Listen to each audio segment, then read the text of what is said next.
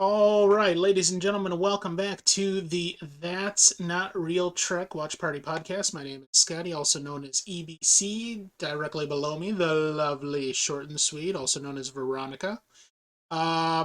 So quite a bit has happened. This is week number 12, episode number 12. Quite a bit has happened. We got season one, Discovery, that did that whole thing, and now season two, we got a whole nother thing. Um, as I had mentioned previously, I really love, and they started doing this primarily with Enterprise, which I know you have never seen. Um, but uh, ever since they started with Enterprise, the creators of Star Trek have done a lot to fill in plot holes and like fix canon problems and all sorts of stuff like that. And these next two episodes are no different. And when I say two episodes, we're actually only going to watch one of those today. That is Discovery Season 2, Episode 7, Light and Shadows, in which we learn far more about the relationship between Burnham and Spock as children than we ever have, especially seeing as how we never heard about it before Discovery. And obviously, the creators just did this whole thing where they're like, oh, let's build this new thing into the canon so we've got a whole bunch of new stories and everybody's mad over it. Who gives a shit? No, it's more along the lines of they use that to further a storyline that they feel could use more details. Um, so I really do applaud the writers and the creators for attempting to fill in so many details and holes in what was already created before, because we all know that the original series wasn't the greatest thing since sliced bread. There's so many problems with production quality and all of that, and even just looking back at it 30, 40 years later, seeing the technology differences and all this other stuff. So they do have a lot of explanations in store to try to make some of this stuff make sense. So, all right, let's get started then. This is season 2 of Discovery, episode 7, Light and Shadows. See you back in a bit.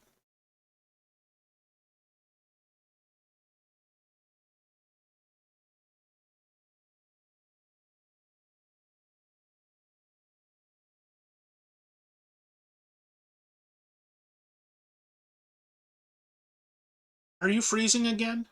Yeah. Uh, Freezing here. apparently, apparently Cage makes it like a popsicle in there before he leaves, and when you get home, it's just completely I don't obliterating. know. It's what like the fan's right above me, but normally that doesn't bother me, but I don't know what it is. Maybe you're cold blooded now. I guess I'm a lizard. Oh, A lizard. all right. So we basically had two storylines there. The going back to see more complete snippets of Burnham as a child meeting Spock as a child and how that all played out. We still don't have all of that story, though. I can tell you that there's still quite a bit missing there. Starting to get a little bit more of a idea of what their relationship was. Um, And then while Burnham was on personal leave to go find Spock, and she did, with basically Amanda was hiding him, um, they encountered a temporal event on Discovery, and the captain and Tyler go to check it out, launch a probe into it, and it comes back all Borgified, and basically tries to kill them and stuff, and infects the computers and clearly infects Lieutenant Arium and some other stuff and all that. And this huge pissing contest between Pike and Tyler and all that good stuff. So, what were your first impressions with all of that? I like what they're doing with the little like it's kind of like, okay, here's a little breadcrumb and we're gonna follow that, and then we're gonna find the next breadcrumb and follow that. So I think I really like what they're doing with the storyline, not giving too much away and just kind of like leading us there gradually. Um I don't know about this probe. Like I was it meant to be Borg? Oh, I don't think so. I just use that as a Okay. descriptive. I was gonna say I kind of like looked at it as like it almost came back as like a sentient piece of like technology. Like technology has become sentient and now it has its own willpower and it's gonna take over. So Right. that's kind of what I thought maybe was going on there. Uh but I like it. I like it so far. Now, two instances of a similar storyline come to mind. Obviously, we're familiar with the Borg and Hmm. everything that comes with that, but that's always been far more of the fusion between biological and technological. Yeah. And it doesn't like there was no mention of biological or anything. Um, the other thing that came to mind is the one thing of Star Trek that I don't like, which is the original motion picture from 1979. And did you ever see that? I've seen it. It doesn't like the plot doesn't stick out to me just because it was it's so bad. Yeah, Uh, boring and drawn out. yeah, Um, but I have seen it a few times.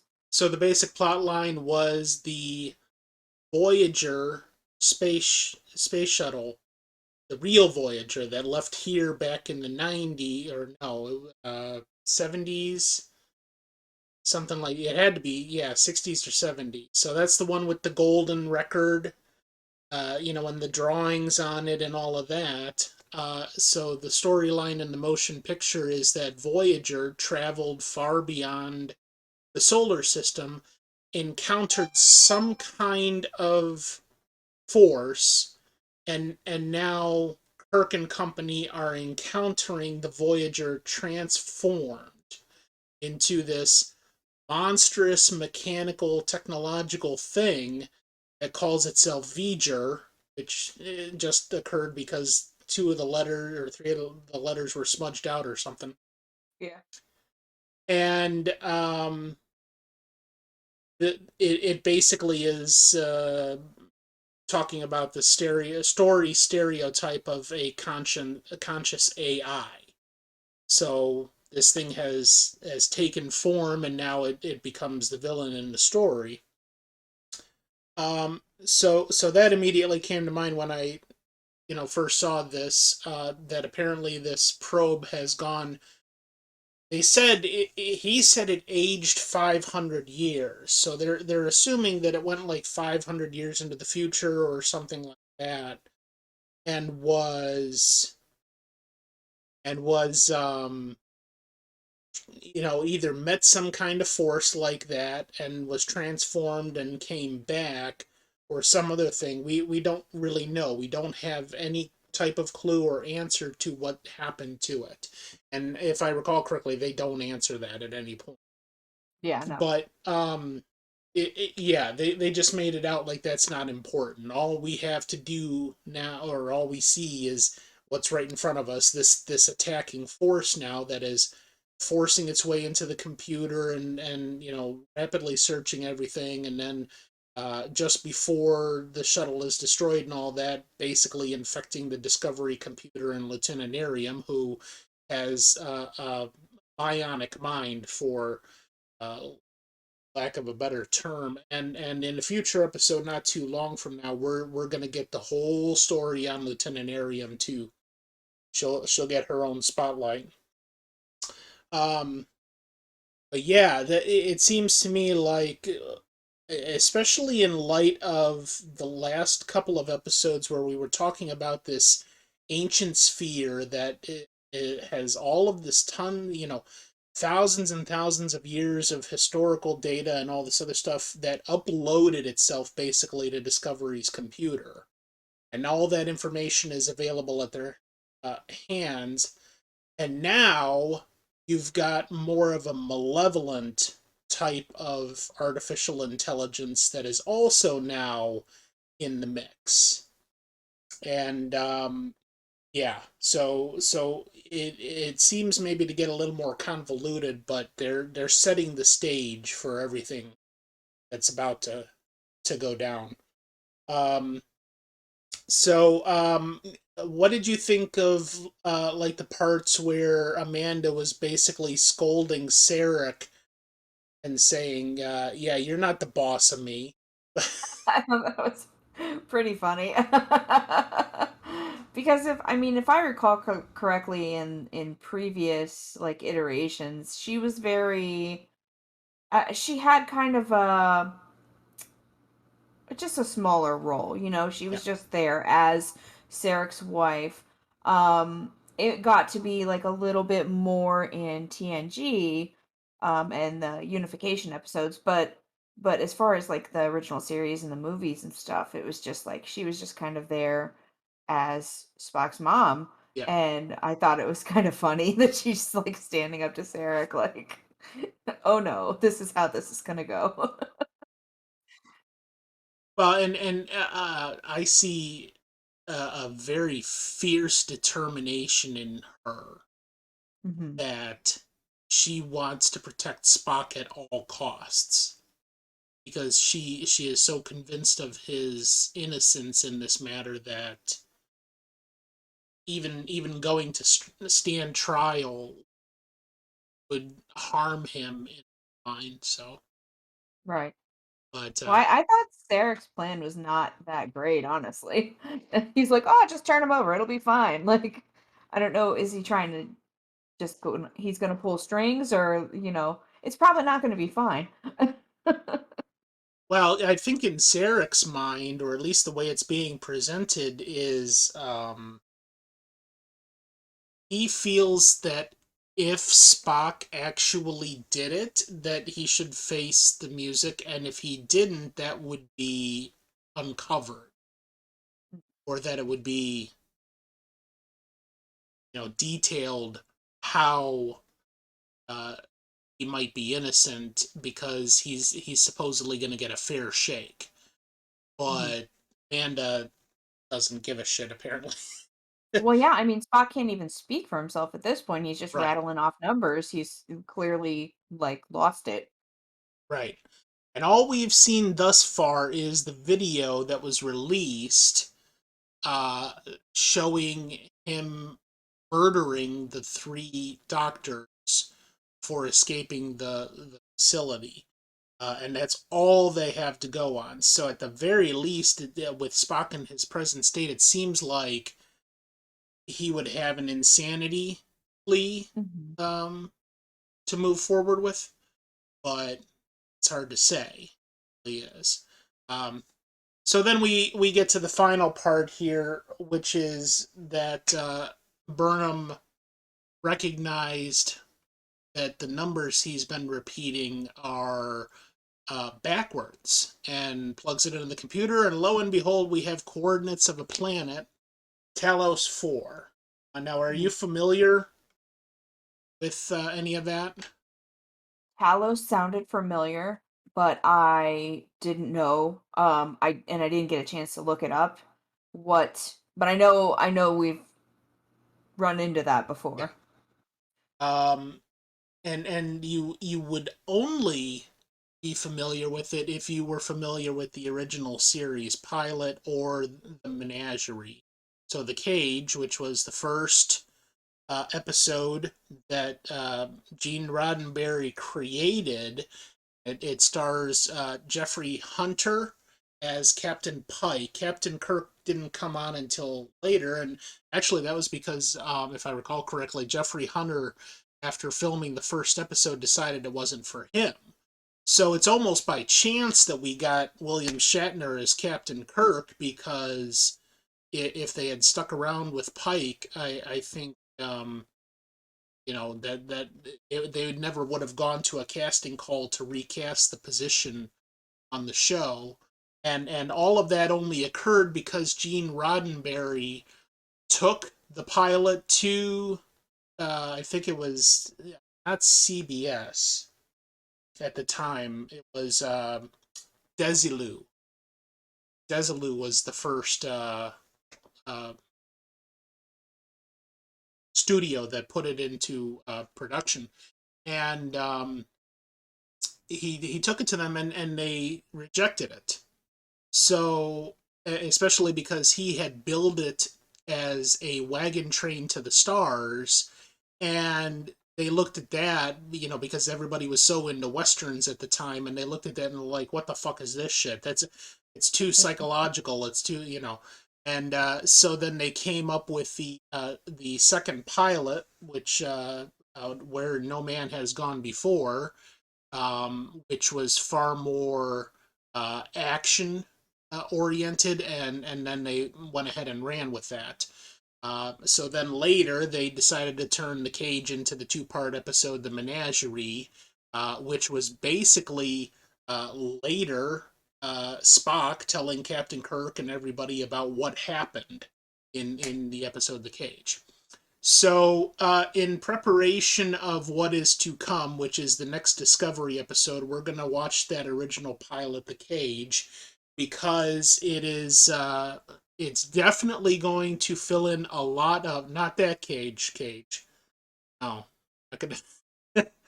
um, it's definitely going to set the scene for everything that comes after this. It's very, very relevant to Captain Pike's story, Spock's story, and now Burnham is involved with this, and it's really going to present a very nice paste to cement all the blocks together. All right, so here we go with the original Star Trek episode Zero, The Cage, the pilot that never aired.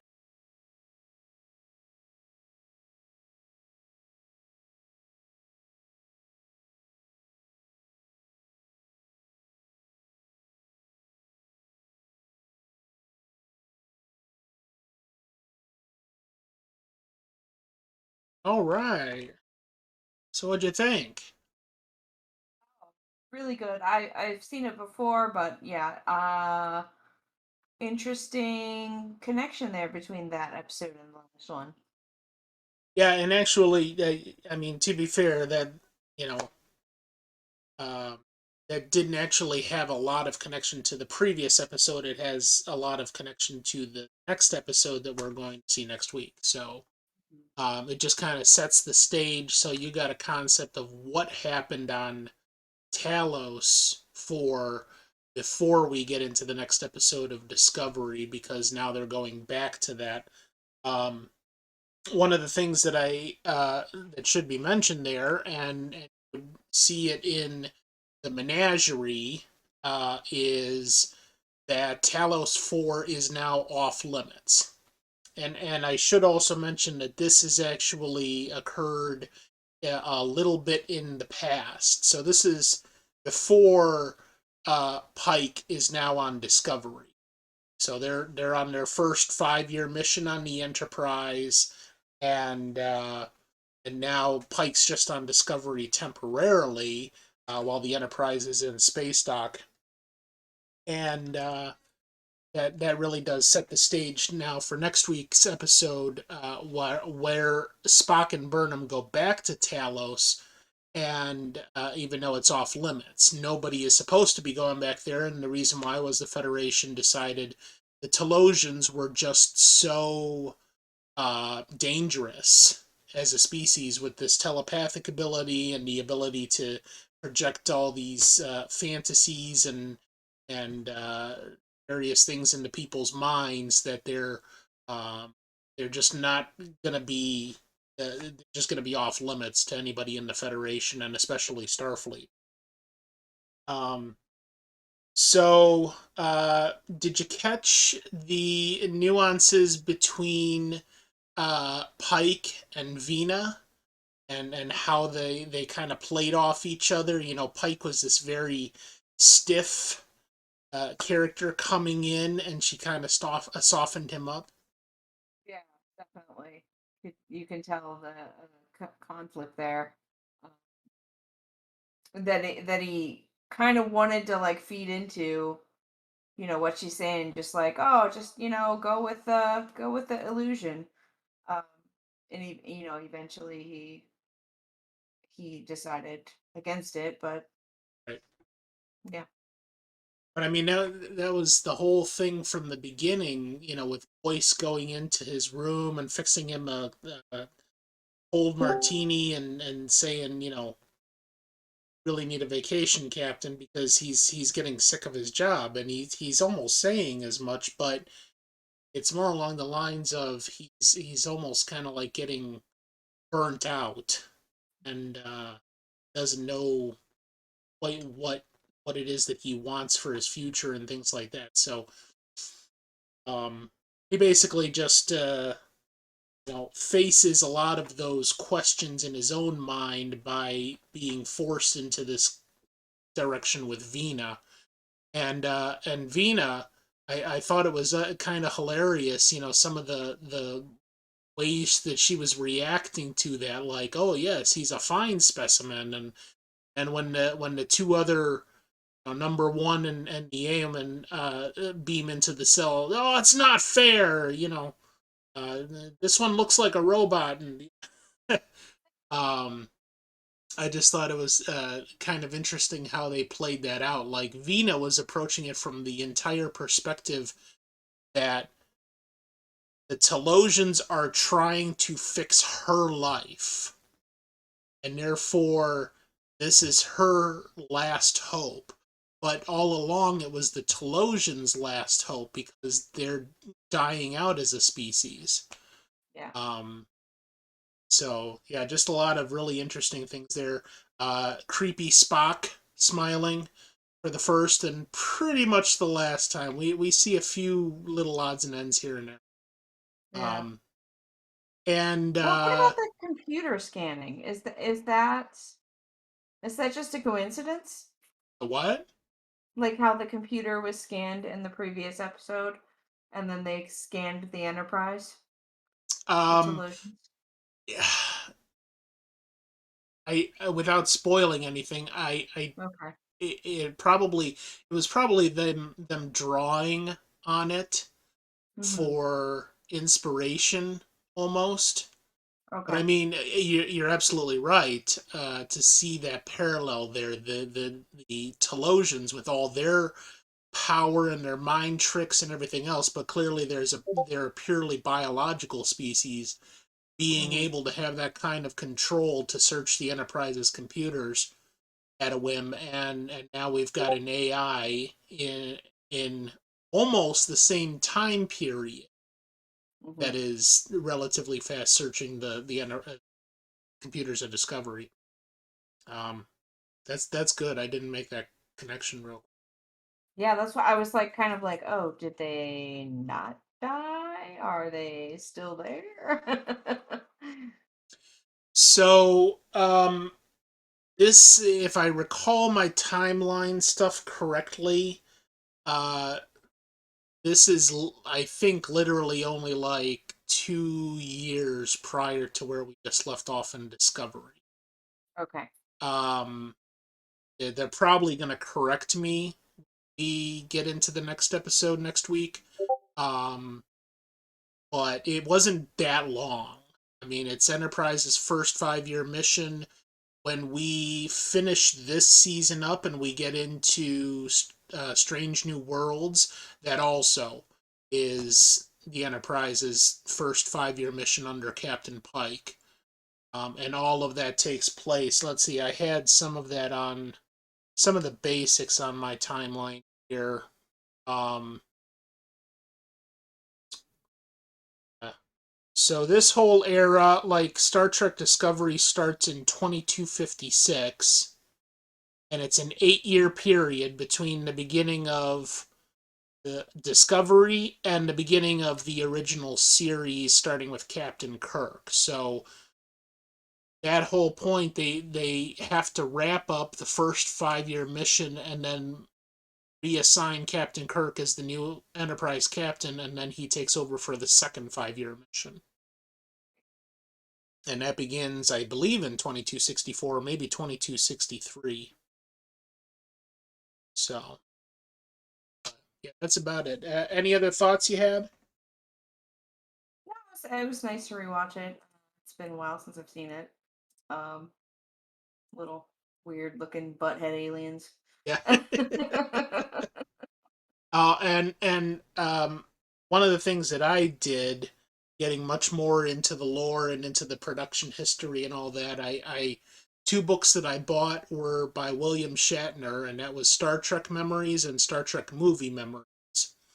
And in the first one, he was recounting a lot of the time that was spent on the set there. You know, with Gene Roddenberry hammering out a lot of the scripts and stuff like that. And they had very specialized rubber tubing to go up into those heads that had a bulb they could squeeze and make it flex on command. Yeah. Um, and one other fact I remember about that is that they all four of the Telosians were played by women, so that they had and all of them were older women, so that they had the small stature and you know certain shape to the face, and they were wrapping their breasts in ace bandages so that they would appear as male aliens. Um, So it's just kind of interesting the way they played that out. Now we are going to see the Telosians next week in this next episode of Discovery, going back to Talos and then finding out it's literally going to fill in all the rest of the holes in regards to what happened between Spock and Burnham and what happened with Pike on Talos and what that all means to this whole present day thing. So we're gonna get big pieces of the puzzle next week. Nice. So all right, that's pretty much it then. So we'll meet Tuesday next week instead of Thursday, and we will be watching Discovery season 2, episode 8, if memory serves. That takes place on Talos 4. And then Discovery season 2, episode 9, Project Daedalus. That'll be the one that deals with Lieutenant Arium and her brand new 3 red dot infection, and what's going to go down with all of that. So, alrighty. Thank you very much. Sounds good. See you later. Bye bye. Bye.